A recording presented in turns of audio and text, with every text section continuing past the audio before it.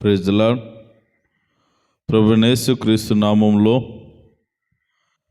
ఉదయకాల ఆరాధనలో చేరిన మీ అందరికీ ప్రభునామమున శుభములు, వందనాలు తెలియజేస్తూ ఉన్నాను. ఉదయకాల ధ్యానం కొరకై కీర్తనల గ్రంథంలో నుండి 31వ కీర్తన 13, 14 చరణాలు మనము ధ్యానం చేద్దాం. 31వ కీర్తన 13, 14 చరణాలు. అనేకులు నా మీద దురాలోచనలు చేయుచున్నారు,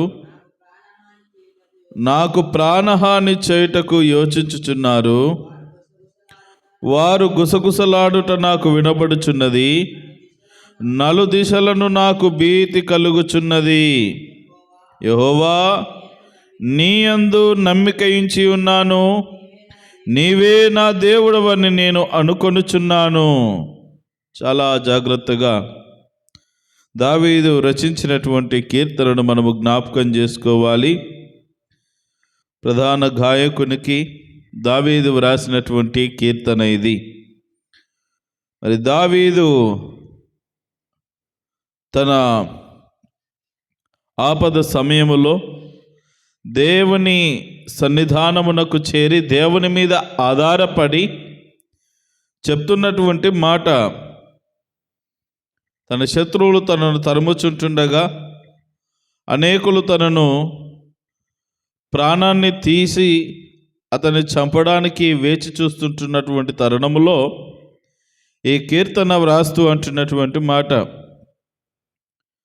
అనేకులు నా మీద దురాలోచనలు చేయుచున్నారు, ప్రాణహాని చేయడానికి ఆలోచన చేస్తున్నారు,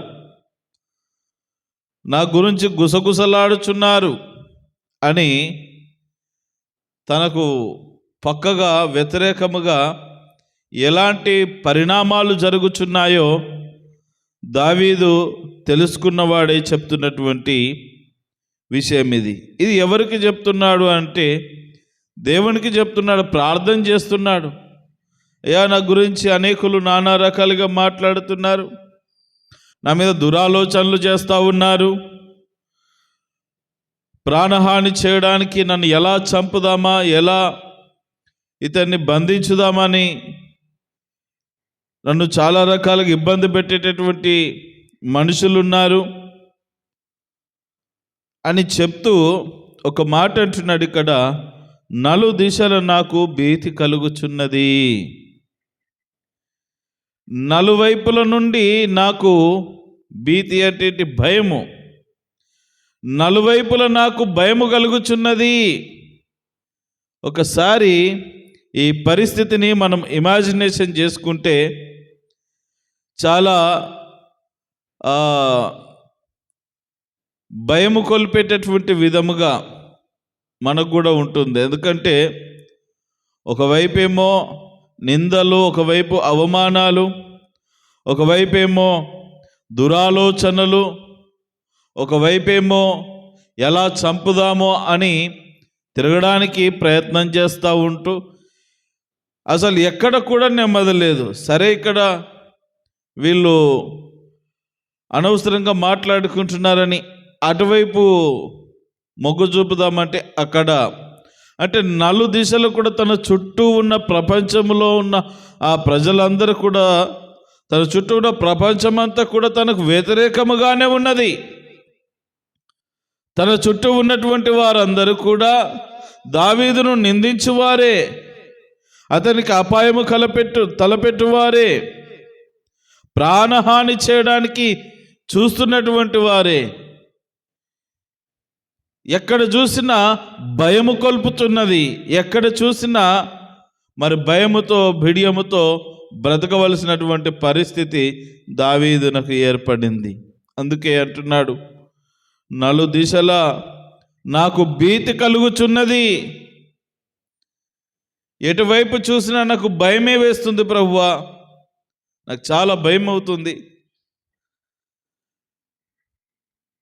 నిజంగా ఒక మనిషికి భయము అని అంటే అతడు చావు బ్రతుకుల మధ్యలో ఏదో ఒక డేంజర్లో ఉన్నాడని అర్థం కదా. సహజంగా పురుషులు తొందరగా భయపడరు.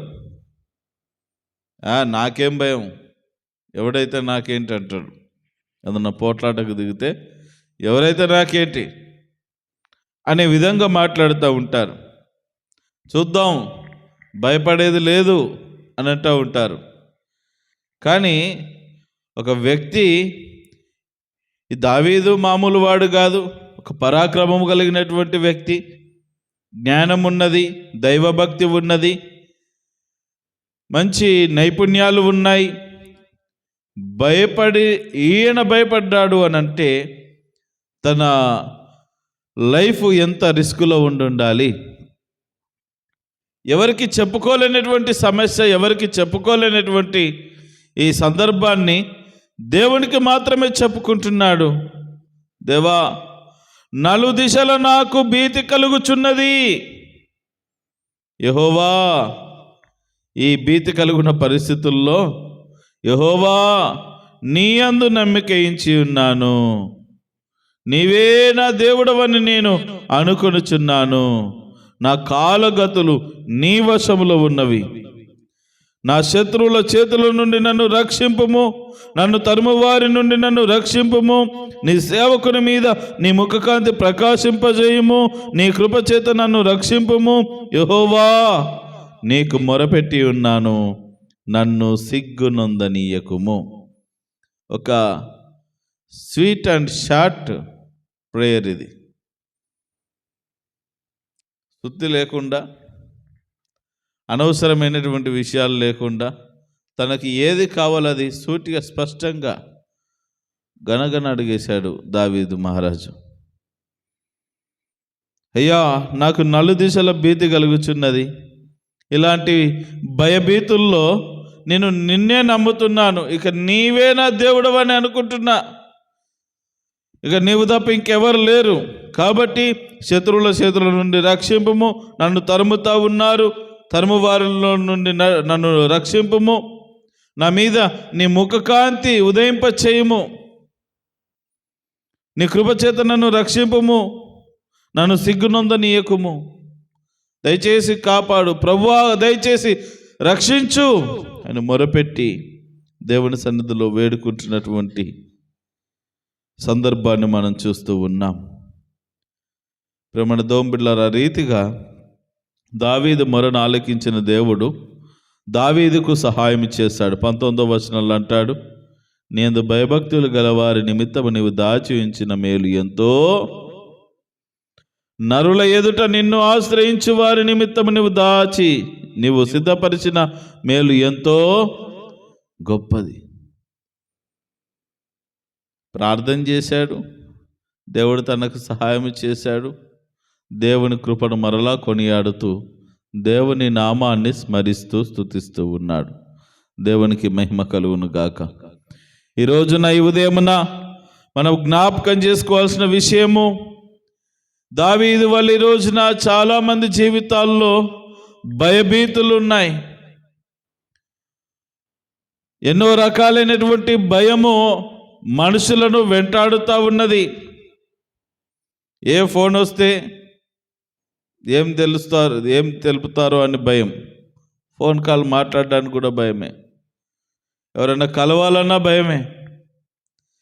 చాలా రకాలైనటువంటి భయములతో నేటి మనిషి సమాజంలో జీవిస్తూ ఉన్నాడు. అయితే ఇలాంటి భయములు దావీదుకు నలుదిశల చుట్టుకున్నవి. ఒకవేళ ఇలాంటి భయకరమైనటువంటి పరిస్థితి నీ జీవితంలో కూడా ఉన్నట్లయితే దావీదు చేసిన పని మనం చేద్దాం. దావీదు ఏం చేశాడు?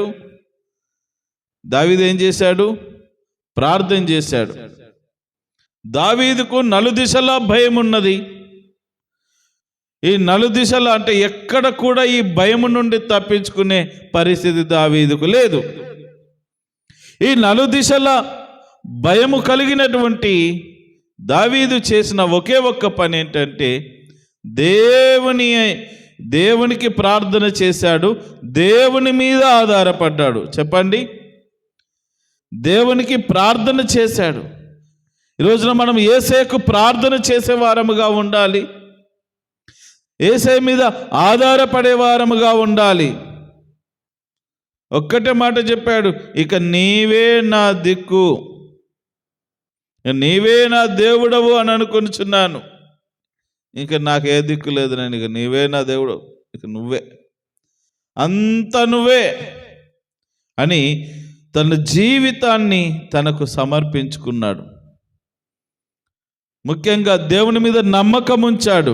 పైన మనం చూస్తాం కదా, నీ యందు నేను నమ్మిక ఉంచి ఉన్నాను, నీవే నా దేవుడవని అనుకొనుచున్నాను. కాబట్టి శత్రువుల చేతుల నుండి విడిపించు, నన్ను తరుము వారి నుండి రక్షించు, నీ ముఖకాంతి నా మీద ప్రకాశింపచేయము, నీ కృపచేత నన్ను రక్షించుము, నేను నీకు మొరపెట్టి ఉన్నాను, నన్ను సిగ్గునొందనీయకుము అని 3 సార్లు నన్ను రక్షించు రక్షించు రక్షించు అని ప్రార్థన చేస్తూ చివరికి నిజంగా దేవుడు మేలు చేసిన తర్వాత మరలా మర్చిపోకుండా నీ అందు భయభక్తులు గల వారి కొరకు నీవు దాచి ఉంచిన మేలు ఎంతో గొప్పది, ఎంత గొప్ప దేవుడవయ్యా అని మరలా దేవుని నామాన్ని స్మరిస్తూ స్తుతిస్తూ ఆరాధిస్తూ ఉన్నాడు. దేవునికి మహిమ కలుగునుగాక.